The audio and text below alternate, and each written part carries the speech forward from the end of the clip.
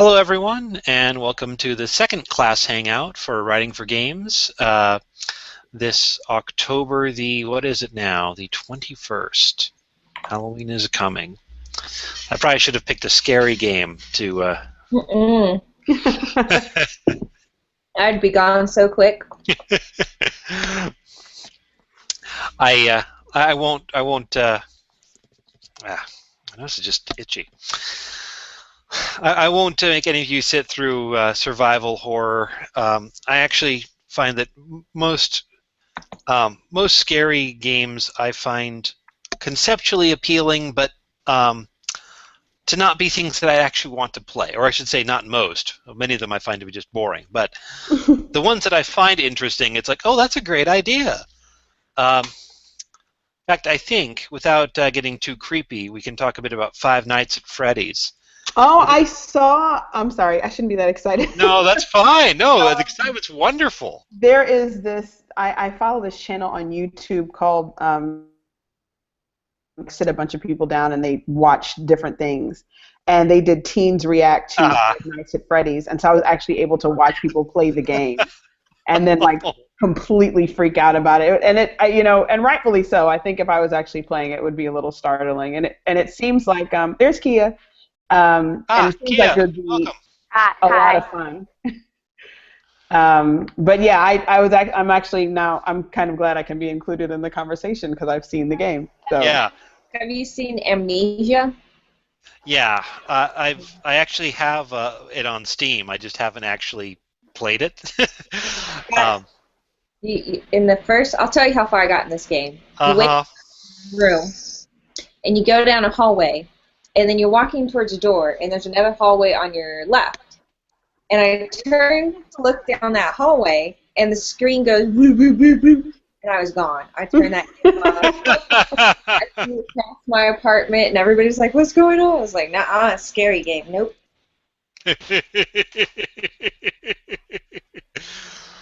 Yeah. Is this something that I have to see randomly?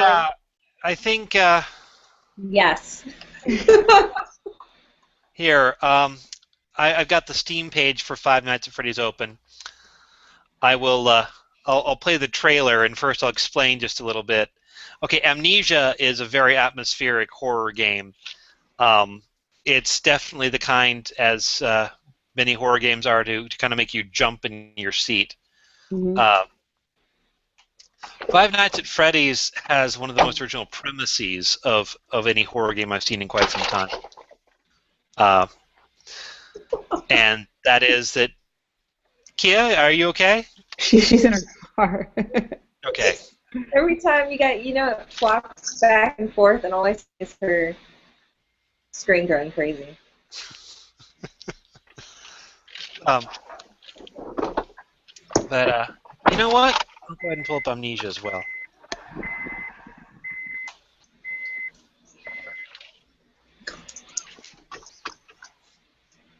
Why are we always the only people on these things? Obviously, you folks are the rock stars of the class. That's What's going on, man? We just told him that a few minutes ago. Oh. I'm literally like driving now.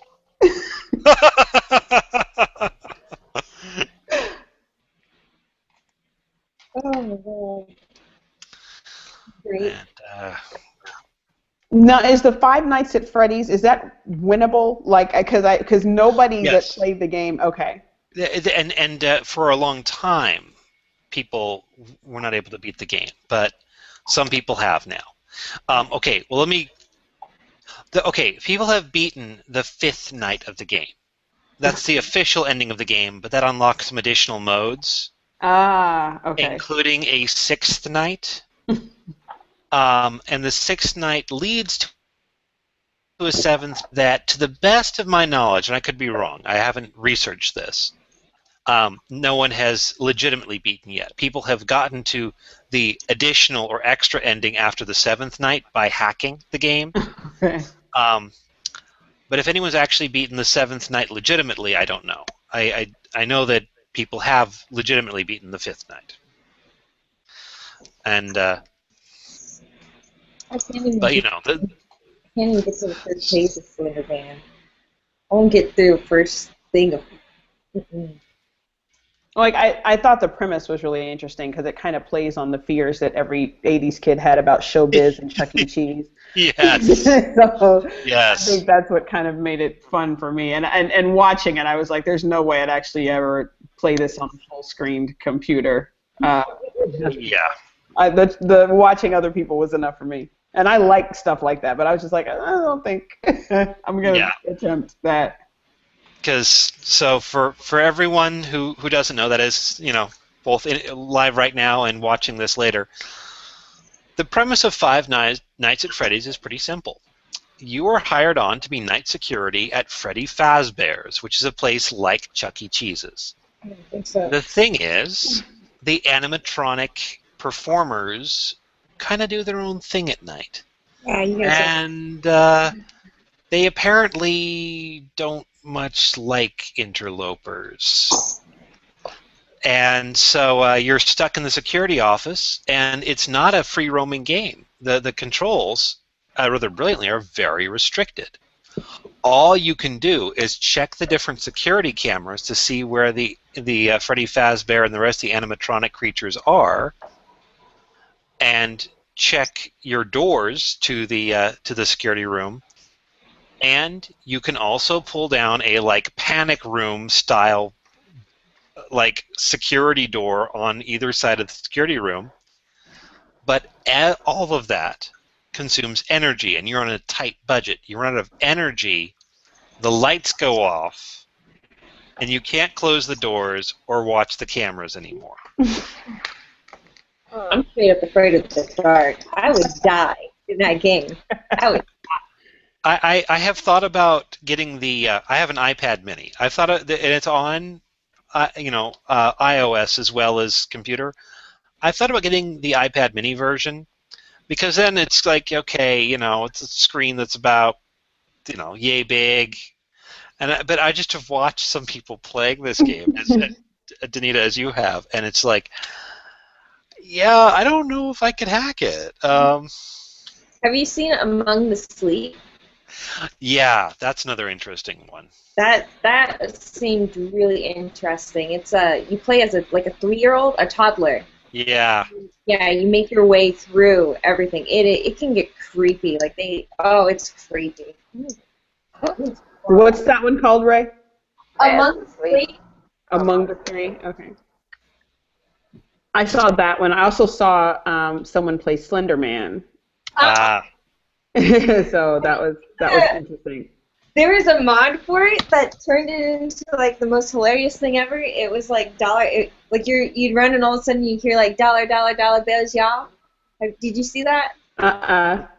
Yeah, if you get all 7 pages and you beat it on you get daytime mode and you beat daytime mode, then it gives you dollar bill mode, and then every time Slender Man shows up, dollar bill starts playing, and it's you're like, what is that noise? And then you turn around and you're just like, nah, that's nah. Here's one that's alternative, that's under the radar enough that none of you it may be that none of you've heard of it. Knock Knock? By a Russian studio named Ice Pick Lodge. Everything they do, they've only done a few games. They're all very interesting and very strange. Their first, which they're in the process of trying to kickstart a remake of, it's called Pathologic, where you play against a disease. And not like in the CDC kind of way. You go to a village to investigate what's going on there, and the problems are being caused by disease that's spreading throughout the inhabitants. And they produce erratic behavior, and then they lose consciousness and fall into a coma-like state. And you're trying to figure out what to do, and, well, before long you're infected. So you only have a little bit of time before you succumb to the disease as well. Knock Knock is a side-scrolling third person rather than first person. A lot of these games are first person for kind of putting you right in that, eye-bogglingly creepy. I think all first person games have a slightly creepy edge to them.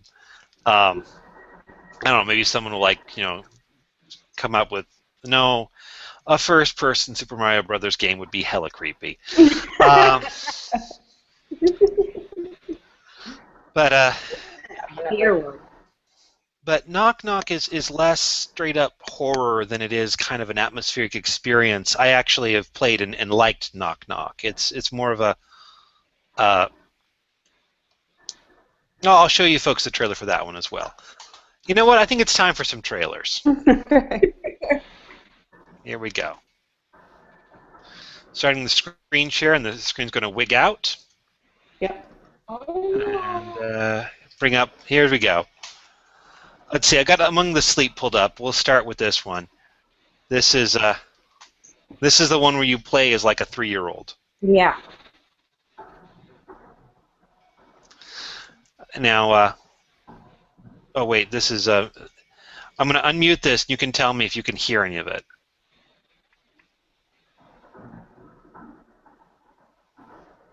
I don't hear anything. Oh my god, that bear just walked toward me. I think you can get the feeling without the sound. Yeah. Mommy and Daddy think everything is all right. And here we must have some extended talkie piece, but If you turn the volume on the screen itself is down. oh, thank you. Do you folks hear it now or still no? No, I think that's because your headphones are probably in the main speakers too. I don't know. Yeah. Oh, you know what? I wonder if let me try something real quick here.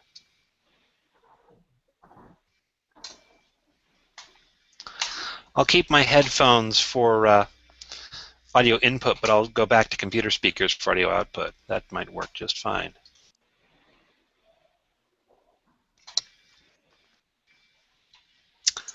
And if anyone, starts to get input, output, internal speakers, there we go.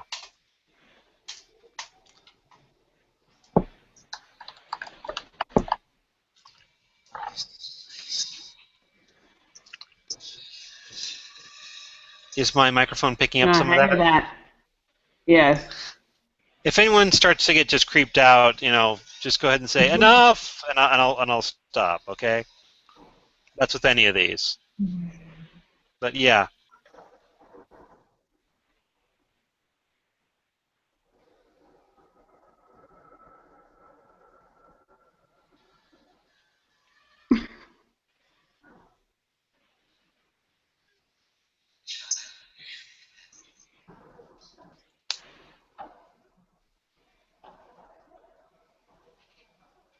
So yeah, you're a toddler crawling around in a nightmarish world.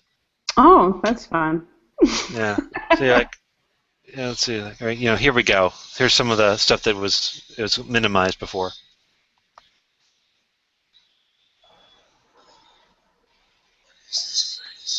No, that bear needs to stop. Yeah.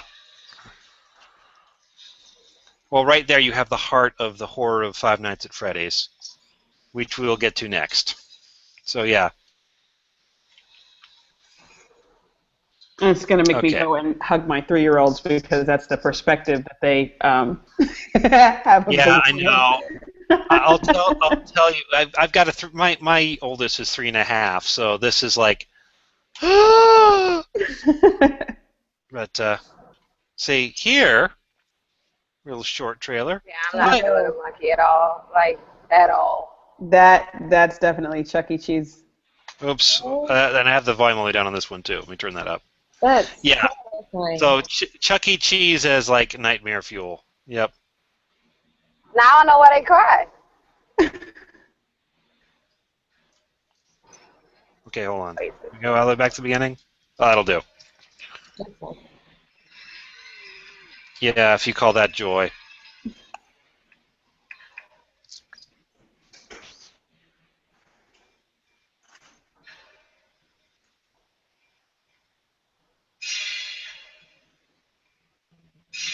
Oh my god.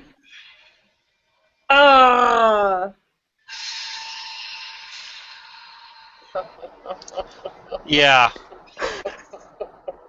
Yeah. That's Scariest, fantastic. scariest idea for a video game I have ever seen. And you know, you all had him. The incomparable Alan Gorney. When I told him about this, he's like, "Someone needs to write that script now." I'll do it. Absolutely. And it's on you. If you watch teens react to Five Nights at Freddy's, it is hilarious to watch these kids play this game for the first time. Mine too. So, and okay, so I've got Knock Knock and Amnesia. I think that's all.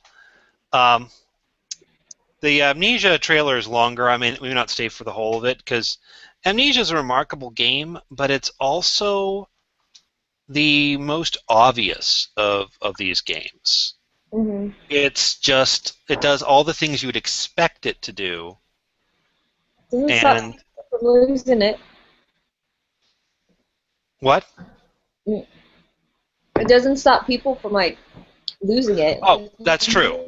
I mean, you can know, like, you know, the horrible clown is going to jump out, you know, and still at that point, you know, if you're watching in a darkened theater, you can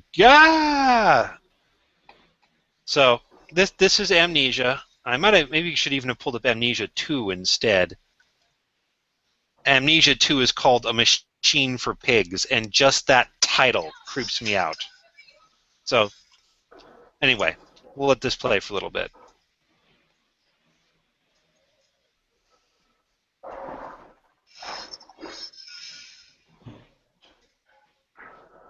I think the most scariest part about these kinds of things, it's just sound alone. Mm-hmm. Oh, thank you. That's another thing I should pull up since we actually have the sound working.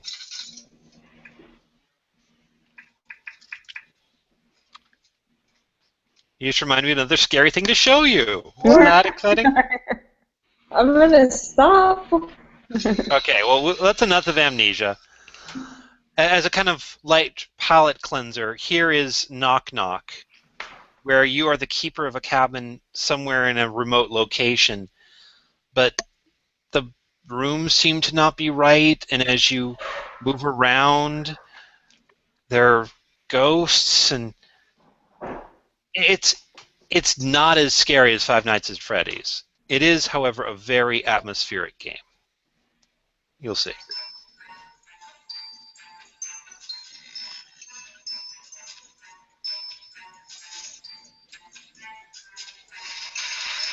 I like the way he looks.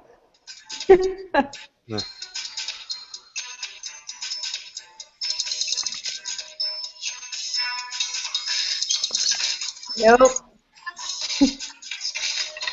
So, Nope. Crazy. part of what Knock Knock does is play with your sense of the continuity of the world. The protagonist keeps falling asleep and waking up, and the house has rearranged itself again. What's that? The Winchester Mansion. Yes, the Winchester Mansion. Yes, or House of Leaves. If you remember if you read that book, where there's the monstrous kind of growing underground of the house that becomes infinite. So.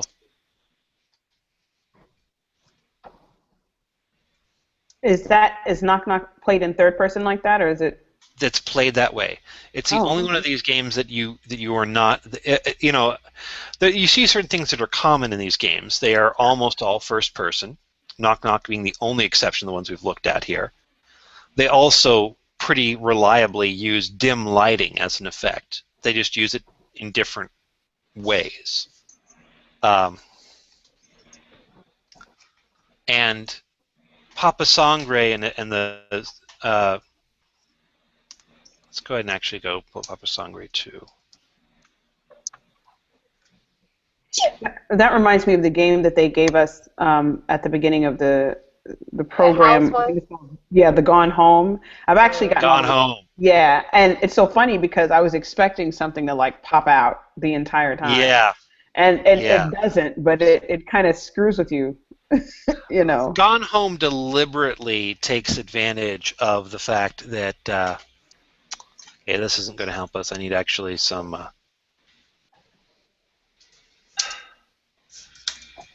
oops.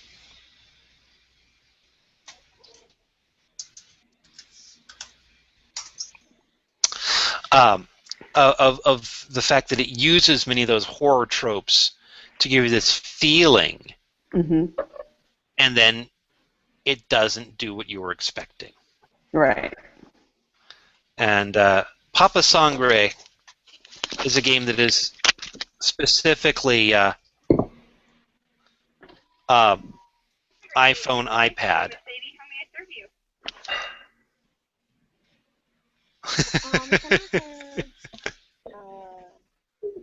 A day in the life of Kaya. So. Right. Fries and a drink of the fruit punch. What was the beverage? Fruit punch. What else are you getting? That's it. $4.39 your total. We look forward to getting to the house. Thank you. You're supposed to play Papa Sangre with your eyes closed. Oh, hell no. How? What? You hold your iPhone or iPad in your hands.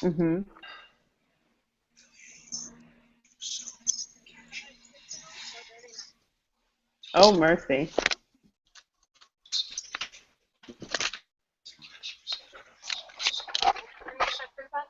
So you're not expected to be looking at the screen. You just know where the things are to control your hands and feet. Like left, right, you walk forward. You turn. You, in real space, turn, and your character turns.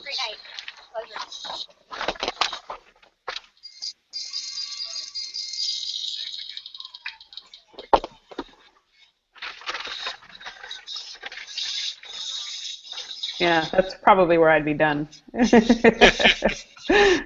And, you know, this is another good example of, like, I find the concept absolutely amazing. Oh, there's let me see if I can find the name of it. A friend of mine has done a game that's all sound. There are a couple of those out there. Excuse me.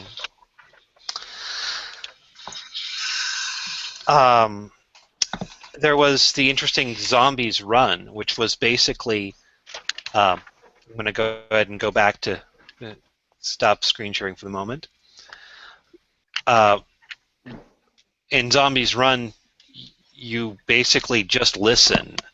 Presumably, again, that's another iPhone game. And that you jog, you do your fitness routine, and pay attention as you get notifications about like how close the zombies are to you, and you use that as self-guided to pick up the pace or things like that. But Becca, have you figured out what your friend's project was? Codename Science. Codenames, yeah. I haven't played that one, but I heard some good things about it. Yeah, he's a friend of mine. He's also one of the head guys for the game writers for the IGV. Yeah. Yeah. Sorry, I didn't mean to cut you off. No, you're cool. And he let me play a demo of it at GDC this year, and it was absolutely amazing. It's the whole idea of a super spy. It's pretty much James Bond, all audio, and it is amazing. It's, you know, and I'm among other things. I'm very glad to see this. Something that I have put a little bit of some thought and not so much time and energy into, but a little bit of thought into is the issue of gaming's accessibility to people with disabilities. No, in a way that exceeds other media, games are often really exclusive of disabled people. For so many games, you have to be able to have good vision, good hearing, and fast reflexes with fine motor control. I personally speaking, I'm within something approximating the normal range. My reflexes aren't that great. I don't play a whole lot of action games. In fact, I think though there will always be Twitch games and games that require timing but aren't quite so twitchy, that we're probably going to see an increase in the number of games in which the pressure to make very precise motions with the controller, mouse, etc., very quickly. We're going to see more games that don't require that because we know now that people pick up gaming. If they do, they tend to pick it up for life. And there have been people who are older gaming for decades, but larger numbers that the industry has to start paying attention to, are now playing. And one of the things that I look at when I look at a game, I look, okay, what do you need to have in order to play this game? In which ways is it exclusive? Games that are turn-based and don't require audio to be playable are obviously accessible to people who are deaf, mute, sometimes not to the colorblind, though I've seen an increasing number of mostly indie games actually offer colorblind palettes or icons for things that are otherwise indicated only by color. But gaming has been even more closed to the blind or people who are severely visually impaired. And these audio-only games are games that people can play even if they do not have never had or have lost their sight. And imagine if someone was a serious gamer and they completely lose their eyesight, the idea of being able to play games again could be very valuable to them. Mm-hmm. Plus, I am also, though I'll admit most of it, as is the case with most media most times, most old-time radio, like stories, story radio, a lot of it was really terrible. But I love the idea, and I have some old-time radio shows that I would listen to if they produced them today. I started listening to a couple. My favorite was Richard Diamond. Started listening to that, and I had started listening to Gunsmoke, and I think there was one that was like supposed to be children. I was like, there's no way this is children because it was just so morbid. Yeah. Well, and there's one called, of all things, and I dare you to find a television show that is in production right now that is focused this way, called The Halls of Ivy, in which the protagonist is a university president who used to be a professor and sometimes wishes he could just go back to the classroom, and his wife, who's had a successful career in the theater, and the plots involve administering a university and dealing with student concerns. This guy's really hands-on. I've never known a university president who was this hands-on with any of the students. I know there's some who really care, but seriously, time. Mixed with flashbacks that tell you the romance of this long-time married couple in most episodes. So most episodes will have a romantic flashback in them. It's like, wow, a romance about a couple that isn't meeting for the first time, combined with a story about academia that actually deals with academic concerns, and that's anyway. Talk about niche interest. I'm amazed it ever got produced at all, and I don't know why. But yeah. But yeah, I see things like Codename Cygnus and Run and Zombies Run as kind of the newest way of drawing on that tradition, which is connected in some ways to old traditions of oral storytelling. And just because we can do certain things technologically doesn't mean we always have to. It's interesting that you even brought up the idea of being able to kind of branch out in types of gaming that would be available to people with different disabilities, and you don't think about that until you're actually faced with that. I have a set of twins, and my boy twin, because boy-girl twins, but my boy twin, he's 3 and he has a hearing disability. And so you become very aware of like all of the little games and stuff they create for kids where it's just like, this is what the cow says and this is what and when that is like in the forefront of your mind, like, okay, well, he can hear with hearing aids. But in the very beginning, it was just like, how do you adjust to this when all of the learning tools are auditory and visual? Like there was never one without the other. And a lot of the things that he is learning in his speech therapy class, it's just like, it's too bad that nobody has thought, like, in my head, I'm just like, somebody needs to create a game for these kids that are a little behind because they have these impairments, because you have the mind, of course, I'm familiar with this hearing impairment that he had. To be able to still interact with the Sesame Street kind of world, but only really, at times being able to visualize it more so than anything else.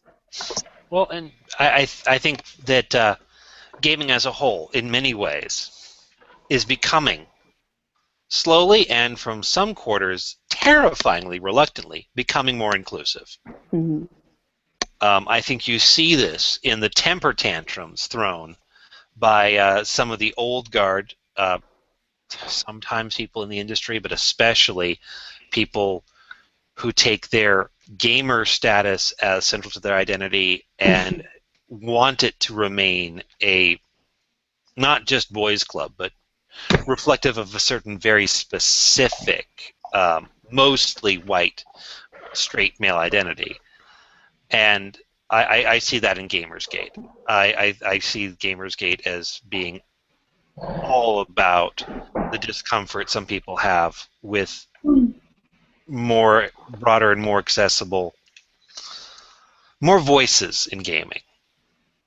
And I haven't done any deep research into it, but you look at that and you look at things like the reception of Anita Sarkeesian, who is been doing the feminist frequency videos, which are feminist looks at pop culture, and never got like massive hate until she started taking on sexism in games. Then she started having her website hacked, getting death threats, people on 4chan like coordinating about how they could destroy her life. I mean, they're accessible records of these things, and it's like, whoa, who has the time for that? But that's my 2 cents. Yeah.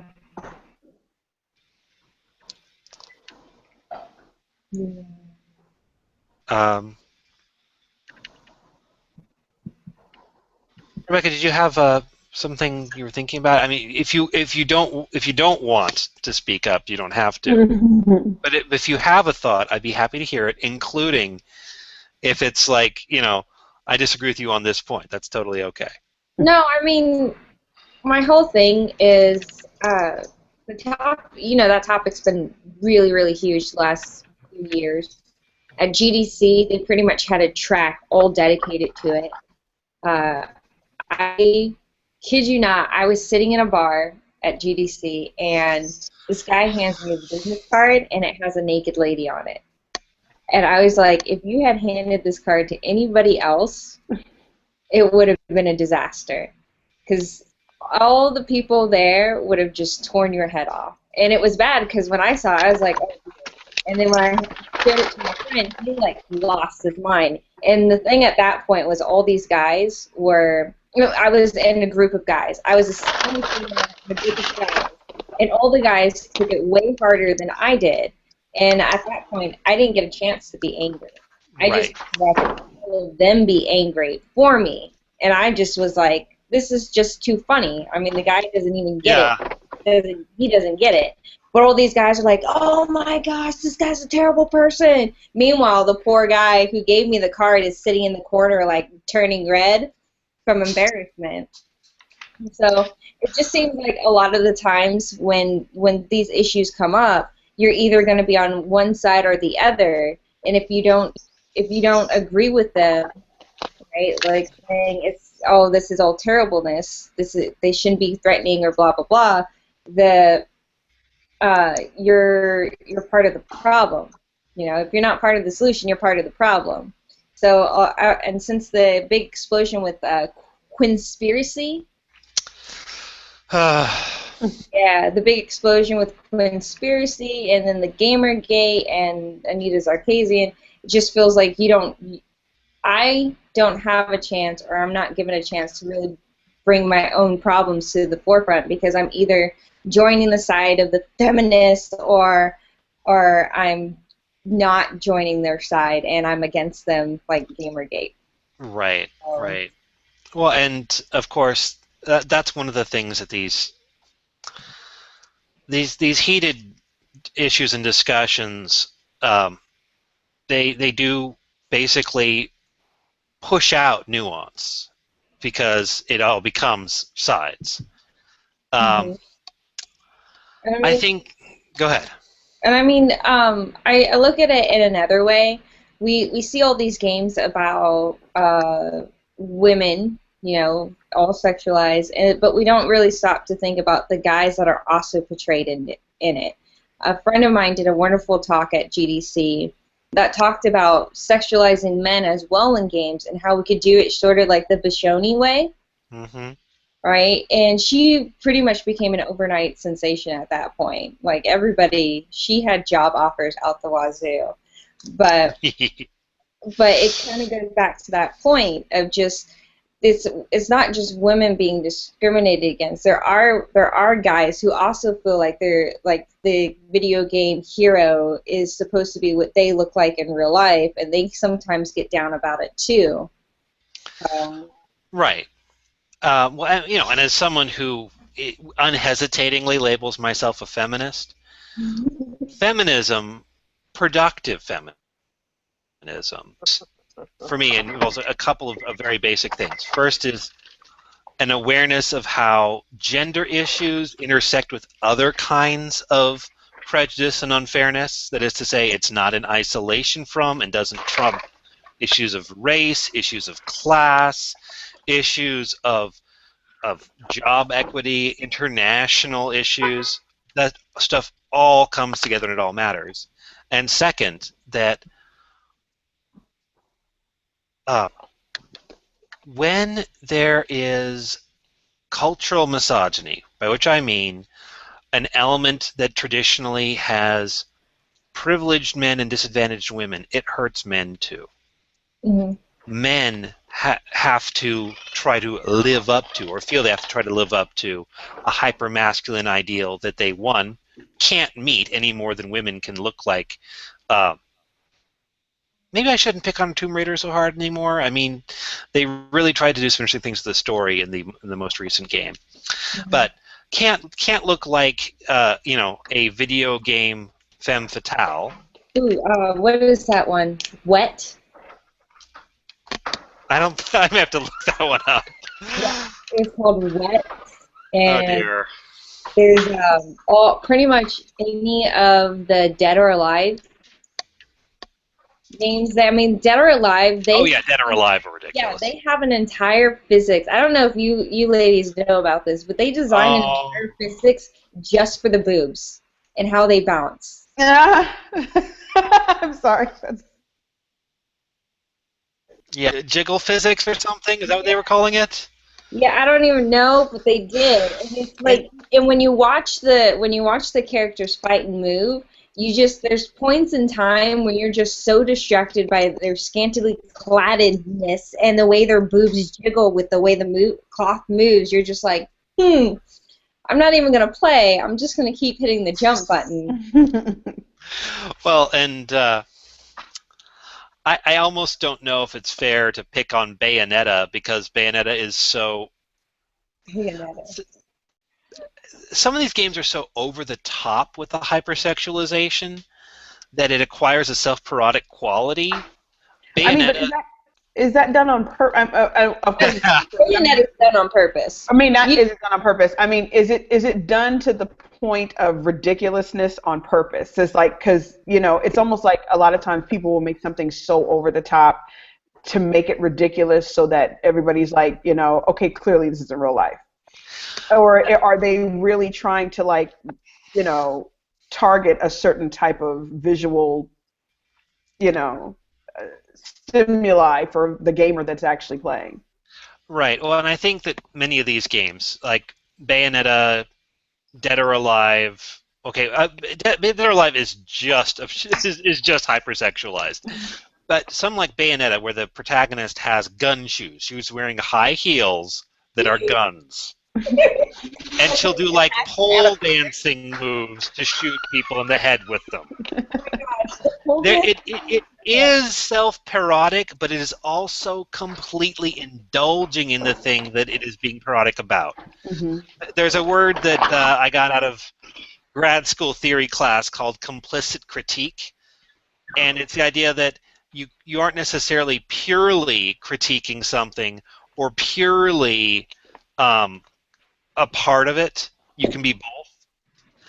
At Bayonetta, I would call 80% complicit, 20% critique. You know, it is kind of poking fun at itself, but it also knows that part of the game's audience is there because the extremely improbably busty protagonist, oh yeah, you know, and also wasp-waisted, long-legged, total Barbie doll figure, strips naked to do her super move that banishes bosses. Oh, no. That's wild. I guess the reason I asked that is because I remember when we were doing our game documents for you, and one of the things you said is that, you know, just find a picture or something to kind of make you. And, you know, my game I picked was just this futuristic version of Little Red Riding Hood because I just like the idea of women. Oh, and by the way, I really liked the art you picked for that. Let me tell you though, I got it off of Google, but I cropped it. There was, like, you know, the majority, like the whole picture, she's got this massive chest, and, you know, that's the only thing, because I really got it for her hood and the gun. Right. But I mean, you know, the original, and I can't remember, the original game was like it's not a game in America. It had a lot. I think it's something like an overseas version of like the Evil Dead or something like that. Oh, I think I know what you're talking about. But she has a red hood on, and she's shooting a gun like this. W? Huh? Does it start with a W? I think so. But yeah, because the website wasn't in English. But I like the idea of this being like a futuristic Red Riding Hood. But I mean, when the whole picture popped up, I was just like, okay, no, I'm not. Like, I'm not gonna. So I ended up cropping her chest out so that I could get the actual shot that I wanted. So yeah, that's why I asked. When you type in stuff like video game Little Red Riding Hood, the stuff that pops up is like. Better have safety search. My kids were in bed. It was ridiculous. Yeah. Oh, okay, so here's, you know, my kind of overall synthesized view on this is the goal here isn't and shouldn't be to, you know, create.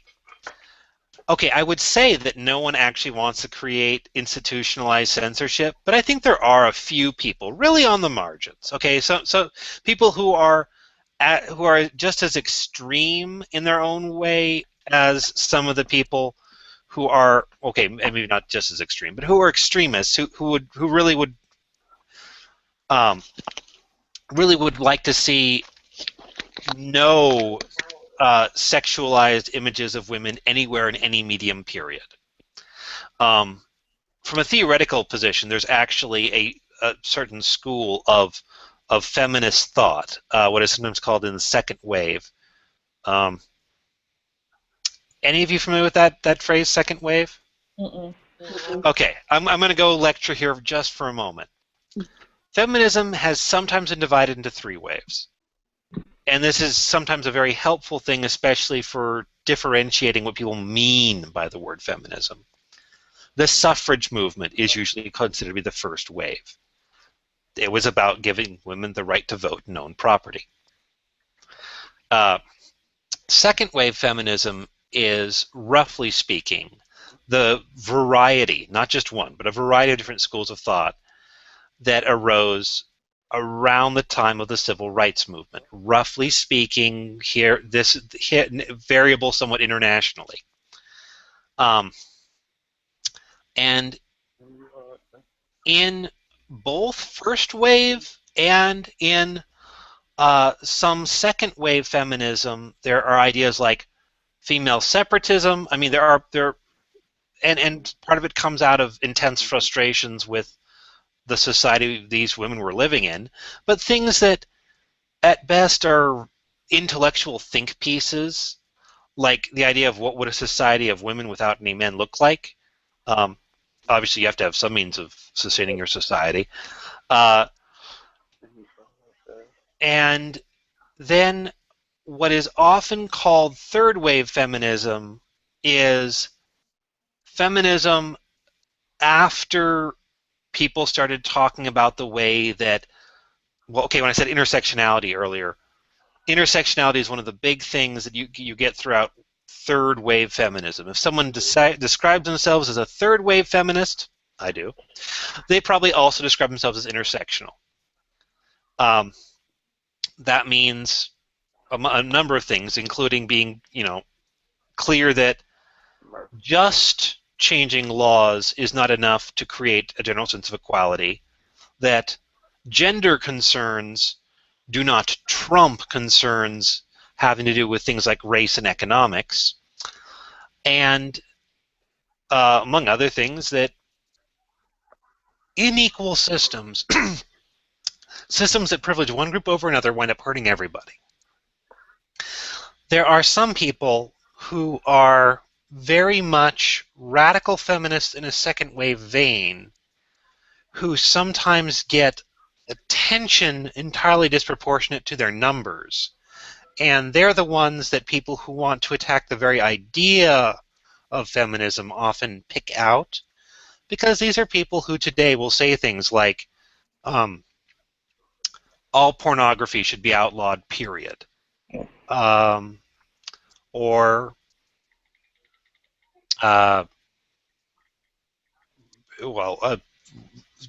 we'll say things like, for example, trans women are not real women. There are people who are self-described as feminists and are just as transphobic as some people who would, who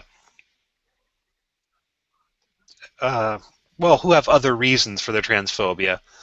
People who might, for example, have a whole range of prejudices against various groups based on their not being normative. So, I try to be careful that even that, as I feel like, among other things, it is certainly okay. You do not have to self-describe as a feminist just because you are a woman. That's as prescriptive as anything else out there. And there are people who've had horrible encounters with people who describe themselves as feminists. And there are people...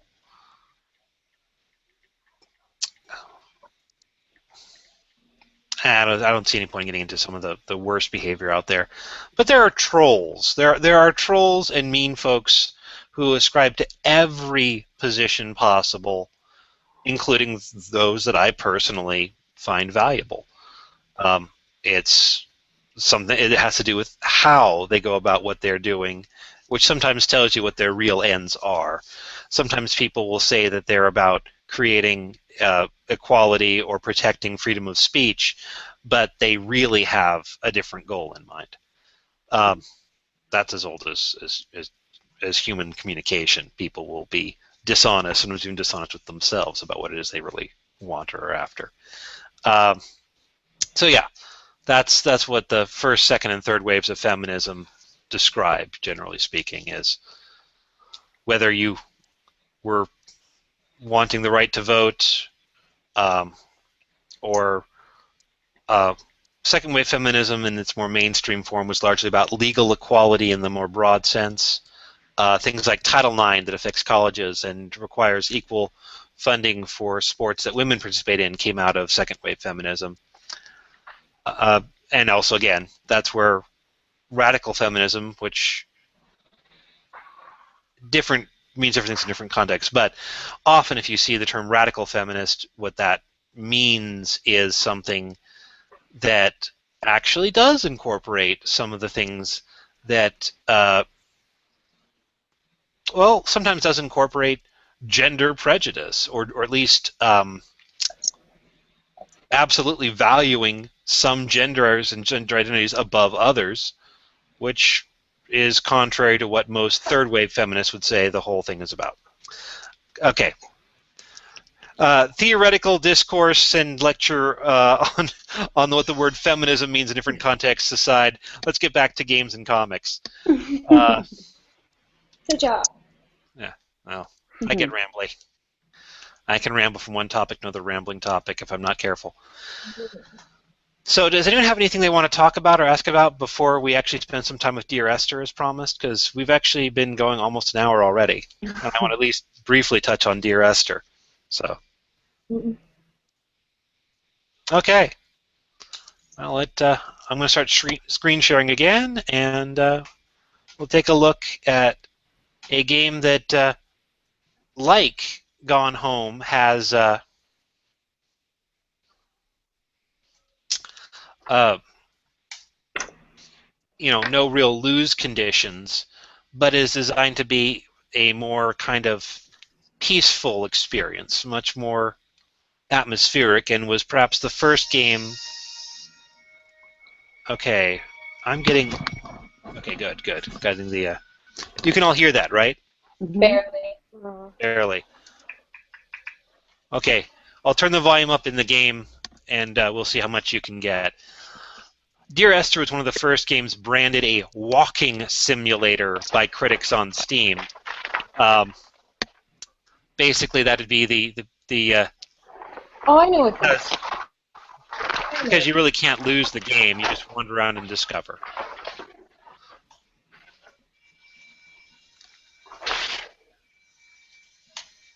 Let's go ahead and full screen it since.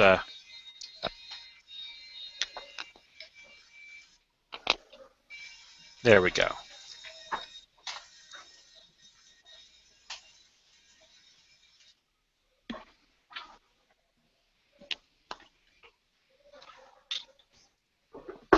This is supposed to be really story-driven. Yes.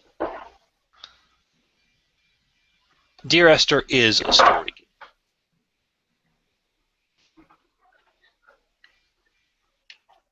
So can you go into a little bit more about, because you said it's a game that you can't necessarily lose because it's walking around and discovering, and I think that was actually, I was reading about those types of games.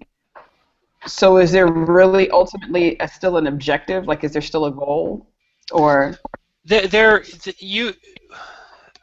is in Dear Esther the reasonable goal is to unlock the entirety of the story.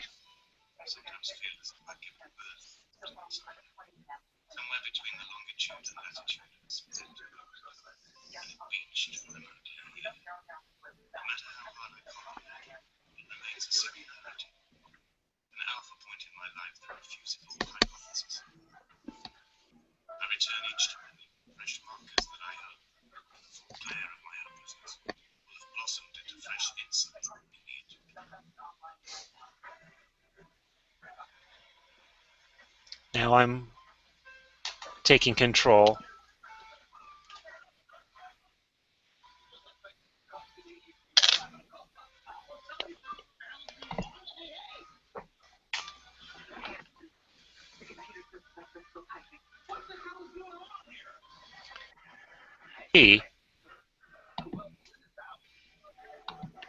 Okay, hopefully that's. There we go. You can see how, with just a few tweaks, this could be an incredibly scary game, in the vein of Amnesia. But unless someone were to tell you before you started playing that a monster's going to come out and get you,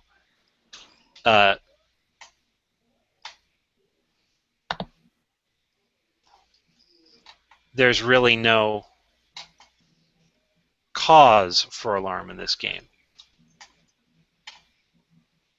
And the game uses subtle cues Here we have a dilapidated building, which could be horrifying, but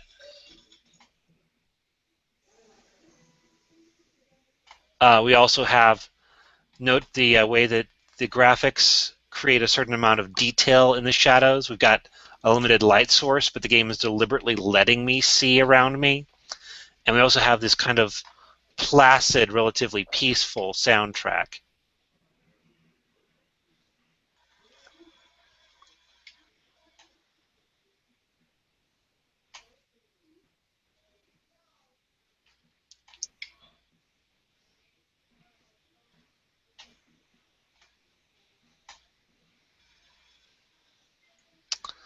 So, so what's kind of at stake in the rhetoric of this being a walking simulator, or a game, or as sometimes games like this have been accused of being? Right here is, I didn't lose 30 hit points, screen didn't flash red, I didn't get a game over, I'm just down on the beach. Kind of what's at stake here is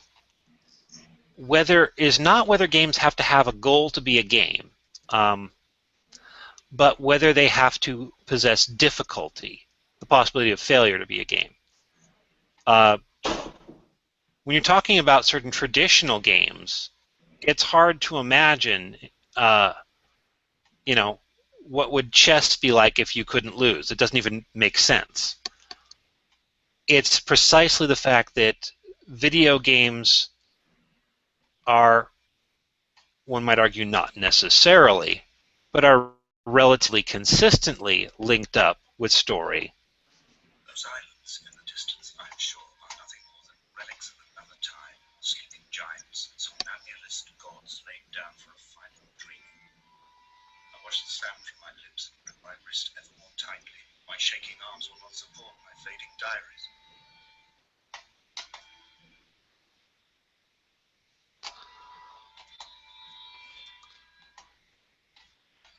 It goes back to what I was talking about in the lessons early in the class about ludology and narratology, whether either game or story has to be the real underlying element of a video game, or if something that is interactive and allows the player to engage in some creation and discovery of meaning can be a game, even if you can't lose it, even if setbacks. Well, here's an illustration of how slippery that can be. If I were to go tumbling off this cliff edge, I would encounter a setback. I would have to spend the time to climb back up.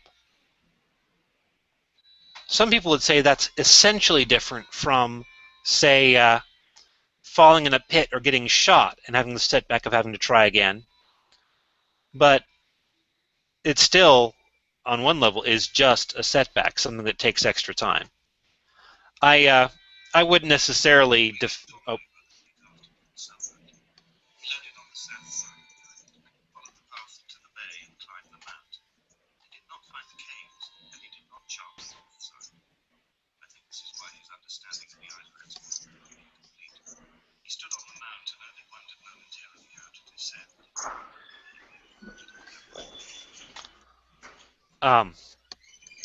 in choosing Gone Home and Knights of the Old Republic as games for the program, and the reason I haven't really been talking about them is that I know that there were some issues and that your group did not reliably all get all the games, which I believe are all hammered out by next month. So I didn't want to make them integral to the lessons. Dear Esther was a game I considered, and ultimately decided in favor of Gone Home instead. Because I feel like, though someone who was not ready for a game with any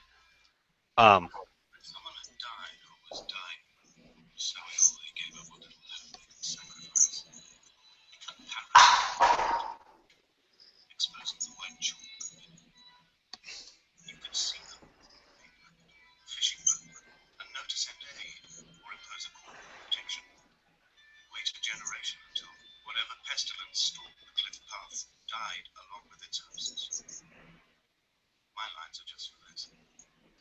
Keep any would-be rescuers at bay. Infection is not simply a flu. So,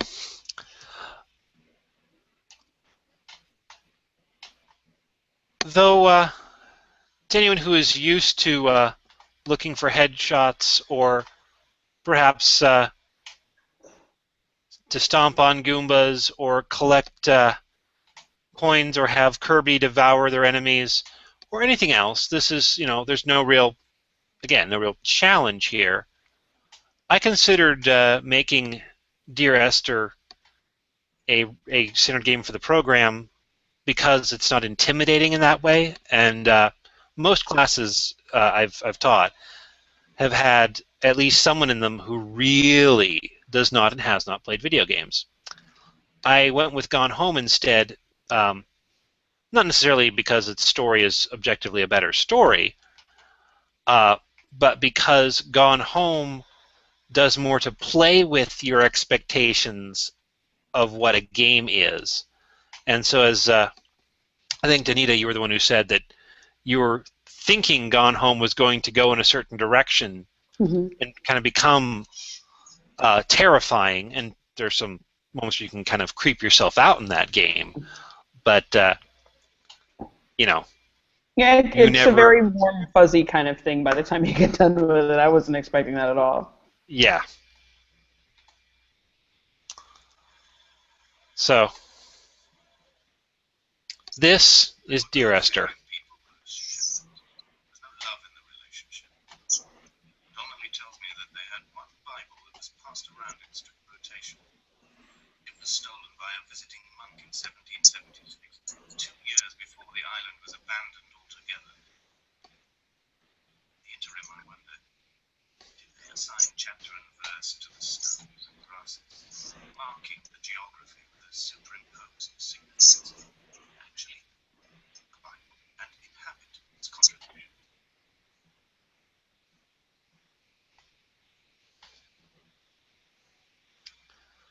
And if you're used to looking for where the invisible walls of a game are, you can find them here without much difficulty.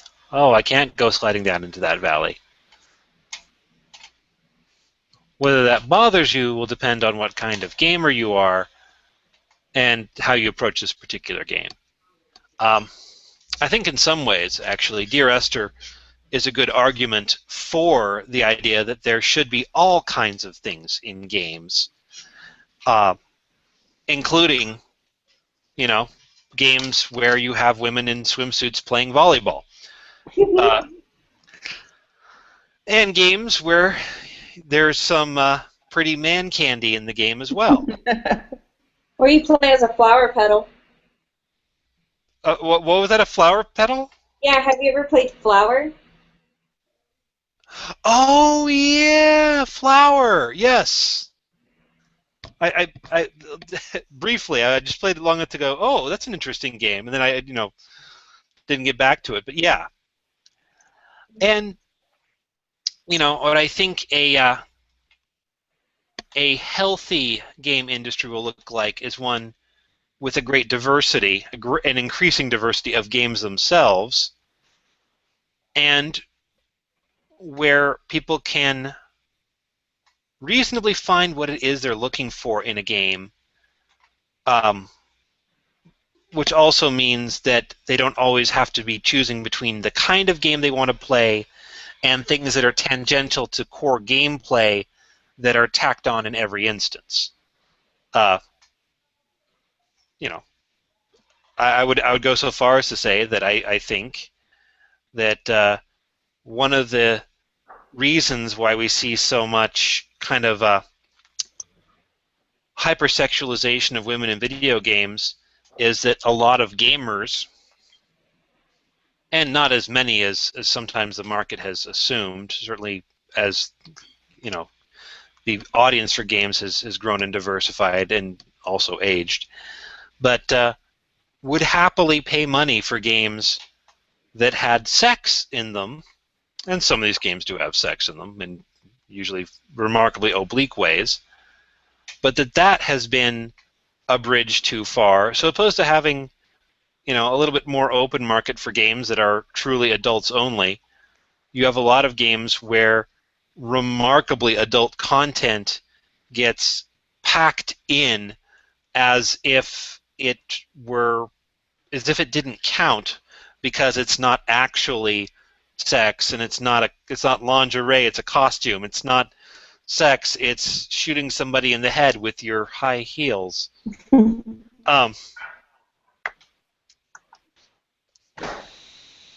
But that's my little pet theory there. I don't claim to. Dear Esther, Well, I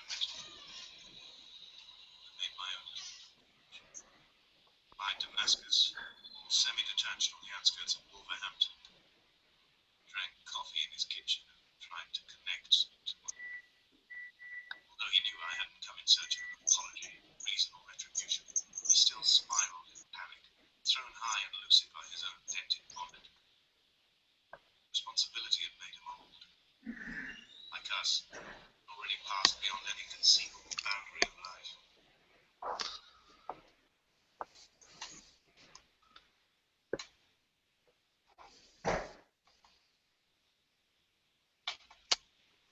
so yeah.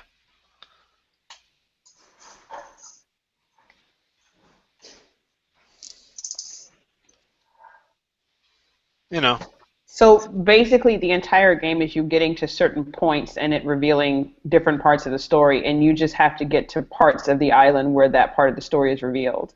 Yes, Gotcha. pretty much. You wander around. You spend as long as you want looking at the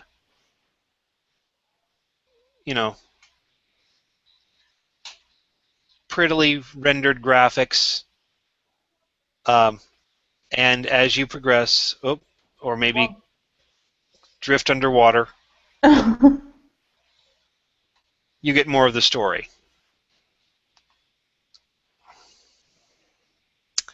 One of the most amazing things that has happened to me as I've been teaching this class is I've seen potentials I myself had never actually.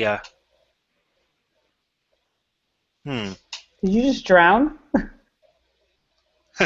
Come back. Let's see what happens. I just attempted to kill myself, apparently, by walking right into the ocean. Okay. And the game's like, no, you cannot lose. I come back. So, yeah. What I was going to say is, in the course of teaching this class, frankly, I have heard students describe ideas for games that have exceeded anything I've seen that's already been done.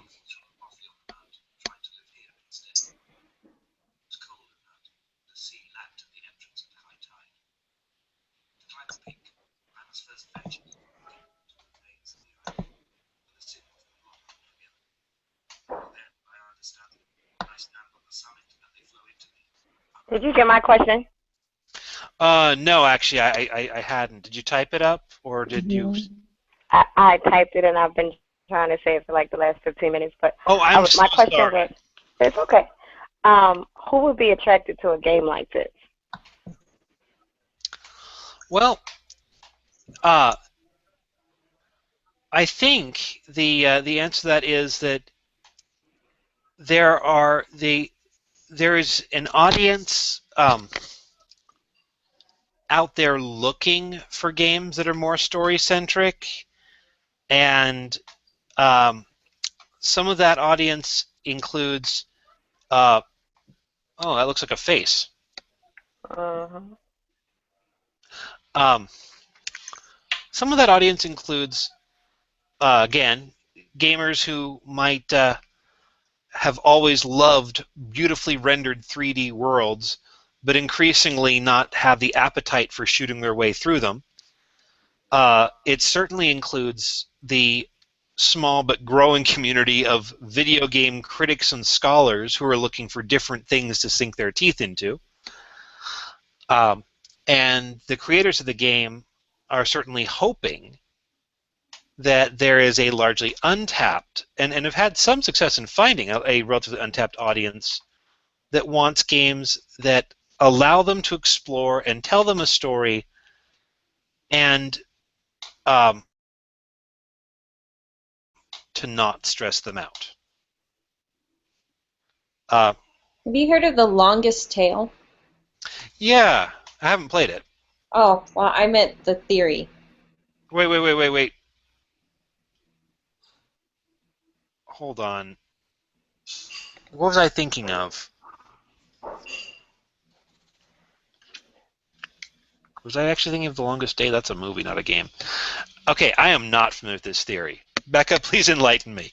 So The Longest Tale is a theory that this guy had put together. I have it on audiobook, where no matter there's an audience for everything, right? Right. And it will never be zero. There will always be at least one download, or one person will buy it, or something. So it will never be at a zero.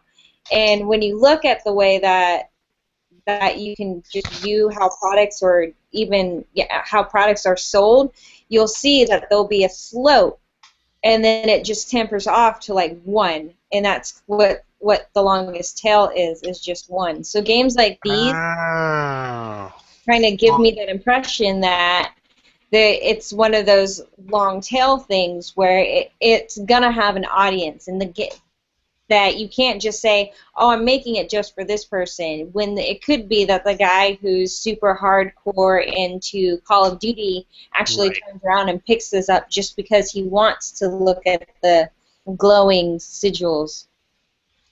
Right. No, that's good. And a long tail often refers to products that keep selling well long after their release. Mm-hmm. And depending on, video games often face challenges of technical obsolescence, but a game like this potentially can retain its basic appeal even long after the 3D technology used here no longer seems cutting edge. As long as it still possesses a narrative and aesthetic people enjoy. And that's true for other games as well. Otherwise, you would not see the high popularity of emulators and virtual consoles and re-releases of classic games, etc. Not to mention the entire retro aesthetic in its various forms. The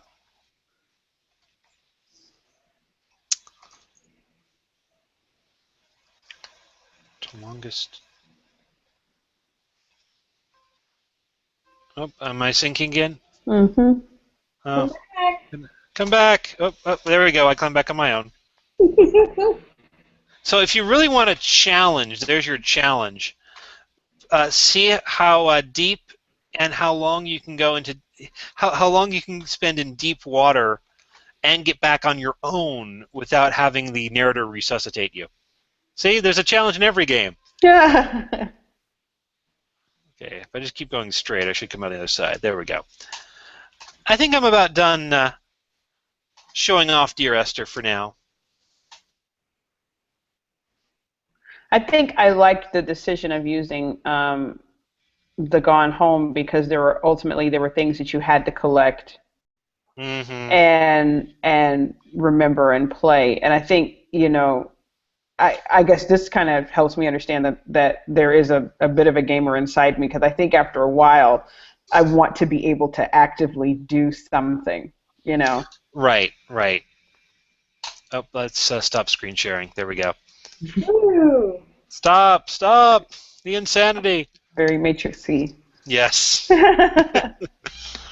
Oh, hey, I remember when I was a kid, my folks' bathroom had a mirrored closet, a mirrored door for the closet and a mirror for the bathroom, and I would stare at the reflections in the reflections. Trying to see if I could look behind my own head. Right. I do that in the elevator every morning on my way to work. There you go. Mine was the department store. They have those mirrors that if they're sitting a certain way, you can like see Yeah. 19 of yourselves. But yeah, I, I do.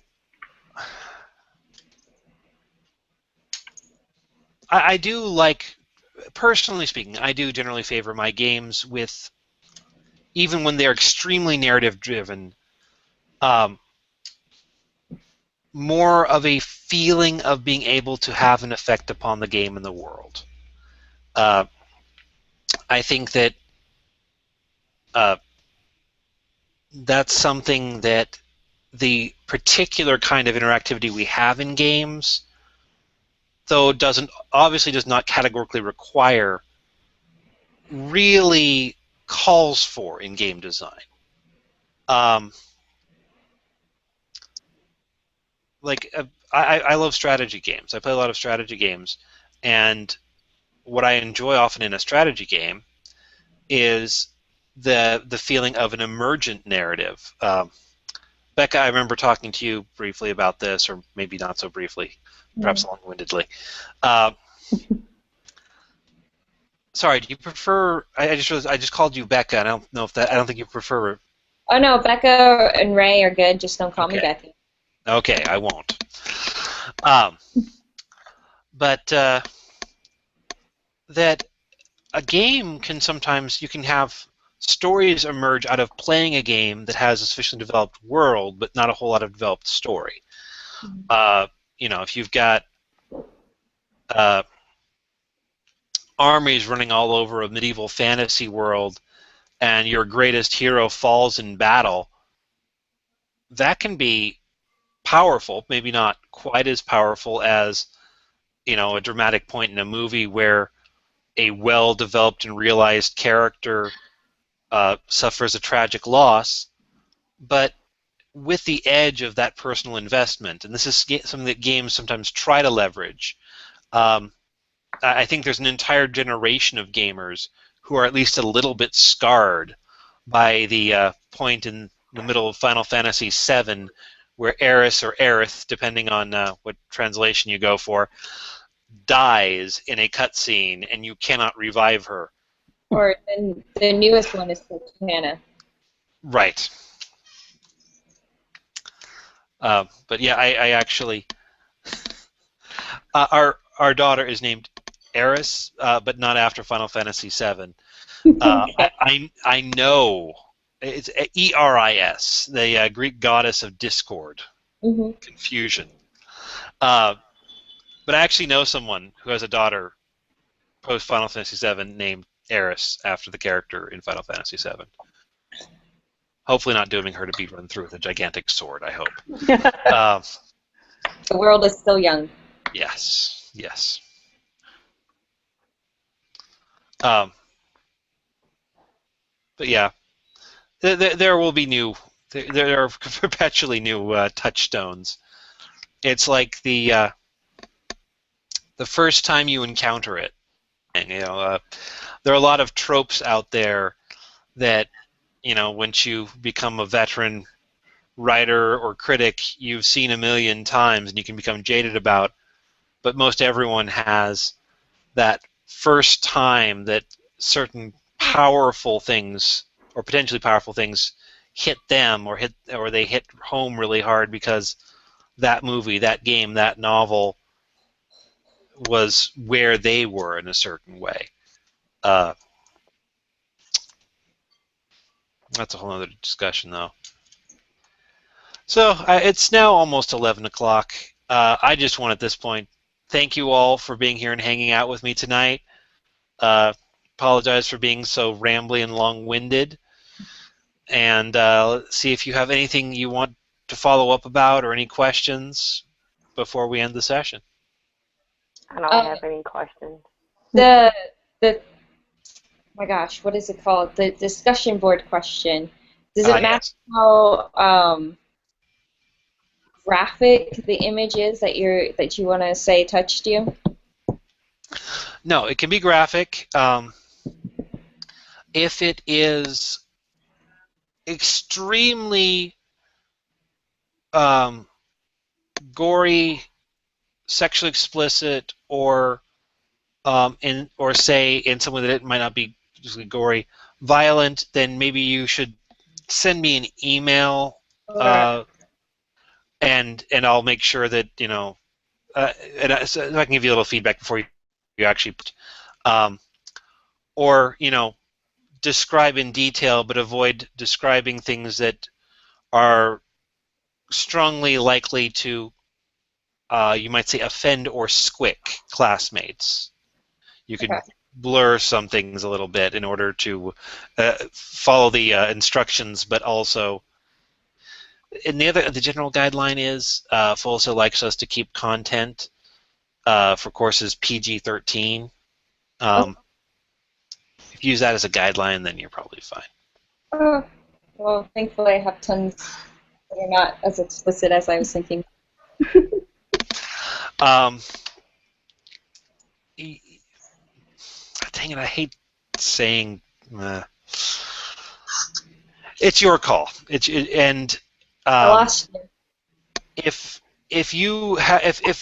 this really important image is graphic, you feel free to talk to me about it, before the post, or again to kind of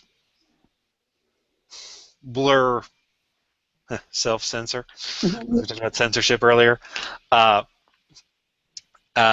Parts that might be particularly discomforting to classmates, or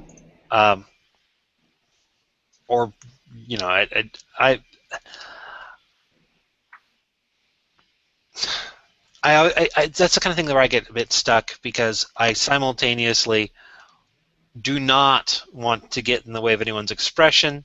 I also want to make sure that I'm not making anyone unduly uncomfortable. It's the kind of things you balance. Well, I'm an avid manga and comic book reader, so there's plenty of scenes that have touched me, so I should be able to find one. Okay. Well, anyone? Anything else? And graphic novels are fine, right? Yes. Okay. I even I even allow people. I generally, make them contact me first if they feel completely lost in the world of comics, to write about some other still image. I've never had a good result when someone tries to write about, say, an animation, because they lose track of the detail and start writing about the order of things that happen. So, but yeah, graphic novels are fine. So, okay, then I have a question. So, single pane, correct? Or okay, you can take on anything from a single panel to a full page. Okay. If you're taking on a full page, then you probably need to write a little bit more to do so. And something I would hope, not require, but hope you might be thinking about is not like this happens and this happens and this happens, but what the images are as they're arranged visually, to think about it very visually. Okay. Because that's something that comics do very well, or at least can do very well, and that other media tend not to do, or not to be well placed to do. If you've ever seen a movie that actually splits the screen up into multiple screens with different things happening at the same time, it becomes very confusing very quickly. It's not a functional cinematic technique, except for certain kinds of intro sequences or to create a sense of chaos. But yeah, you can do an entire page if you want. Okay. So, okay, everybody, thank you for joining us tonight, for joining me tonight, and for all of you who are watching, thank you for sticking with us through the whole thing. If you skipped ahead and have only watched the first 30 seconds of this bit, well, I don't know, so whatever. In any case, good luck, good gaming, and coming up in about another 10 days here, happy Halloween.